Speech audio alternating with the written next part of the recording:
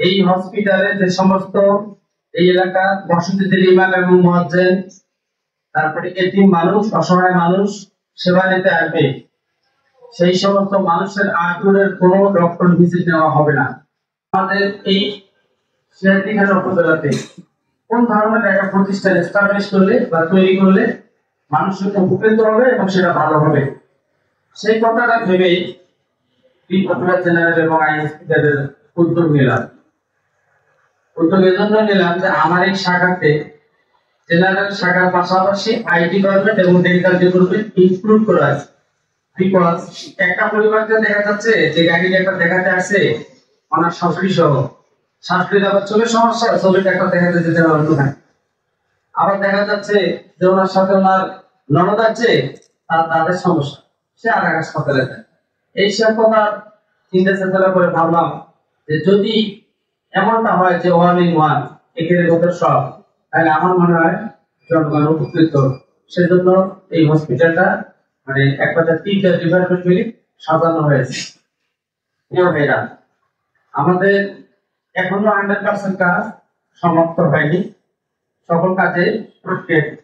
সবার আগে আপনারা আমাদের পাশের ভাই, সমাজের দর্পণ, এজন্য আপনাদেরকে আমাদের কিছু জিনিস অবহিত করা দরকার এবং আপনাদের কাছ থেকে পরামর্শ নেওয়া দরকার, যার জন্য আজকের এই আপনাদের সাথে আমাদের এই সংক্ষিপ্ত এবং ছোট এলএসি। সর্বপ্রথম আমাদের যে ফ্যাসিলিটি গুলো আমরা এখনো সব ফাইনাল করিনি, তারপরও কিছু কিছু জিনিস আমরা ফাইনাল করে ফেলেছি, সেগুলো প্রকাশ করছি। ত্রিপুরা জেনারেল এন্ড আই হসপিটালের প্রথম পদক্ষেপটাই হচ্ছে এই হসপিটালে যে সমস্ত এই এলাকা বসতিদের ইমাম এবং মুয়াজ্জিন, তারপরে এতিম মানুষ, অসহায় মানুষ সেবা নিতে আসবে, সেই সমস্ত মানুষের আগ্রহের কোনো ডক্টর ভিজিট নেওয়া হবে না। নাম্বার 2 হচ্ছে তাদের যদি এসেনশিয়াল কোনো ইনভেস্টিগেশন করা লাগে, ইনস্ট্যান্ট তাদের আমরা 50% ডিসকাউন্ট করে দেব।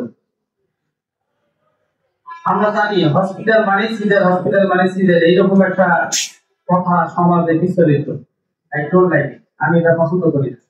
এই সিজার থেকে বেরিয়ে আসার জন্য যত ধরনের কলাকৌশল এবং ডাক্তার নিয়োগ দেওয়া লাগে আমাদের এই হসপিটালে আমরা তা করবো। অর্থাৎ কোনো মা যদি গর্ভবতী মা আমার হাসপাতালে চলে আসে, আমরা সমস্ত ইনভেস্টিগেশন শেষ করে যদি মনে করি যে এটা নরমাল ডেলিভারি করা সম্ভব, আমরা কখনো সেই রোগীকে সিজার করাবো না। প্রয়োজনে আমরা তাদেরকে লিড দেবো, তারপর সিজার করাবো না। অর্থাৎ নরমাল ডেলিভারি করার জন্য আমাদের অ্যাট্রাকশন 100%। দেন যখন একটা গর্ভবতী মা নরমাল ডেলিভারি হয়ে যাবে, সেই মাকে সম্মান সূচক ভালোবেসে আমরা তাদেরকে একটা কাপড় সেট গিফট করবো, বাচ্চা সহ 3 পিস সেট আমরা ওই মাকে ওই দিনে আমরা গিফট করবো, মানে ছুটির সাথে সাথে। দ্বিতীয়ত হচ্ছে 24 আওয়ার্স আমাদের হসপিটালে 24 আওয়ার্স আমরা sonologist, doctor, residential medical officer হিসেবে রাখতেছি, যাতে রাত 2টার সময় একজন মা ব্যথা উঠে এদিক সেদিক ছোটাছুটি না করা লাগে ডাক্তারের জন্য, আমরা সেই ফ্যাসিলিটিটা রাখতেছি। 24 আওয়ার্স রোগী যাতে ইজিলি ফলো সাইকেলে উঠতে পারে, সেজন্য 24 আওয়ার্স আপাতত আমরা একটা লিঙ্ক সংযোজন করেছি।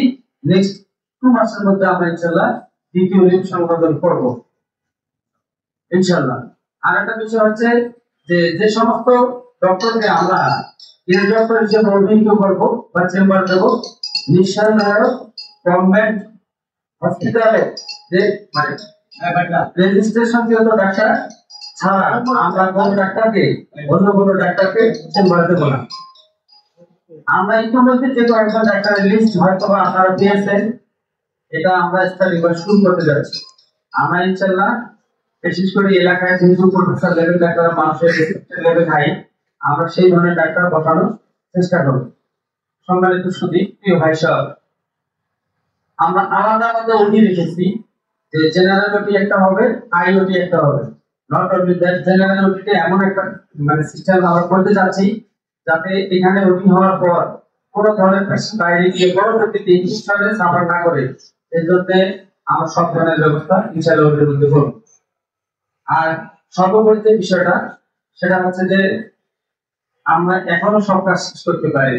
আজকে আপনাদেরকে আমরা দেখেছি, আপনাদের কাছ থেকে কিছু পরামর্শ মতামত নিয়ে আমরা আগামী দিনে পদার্পণ করতে চাই।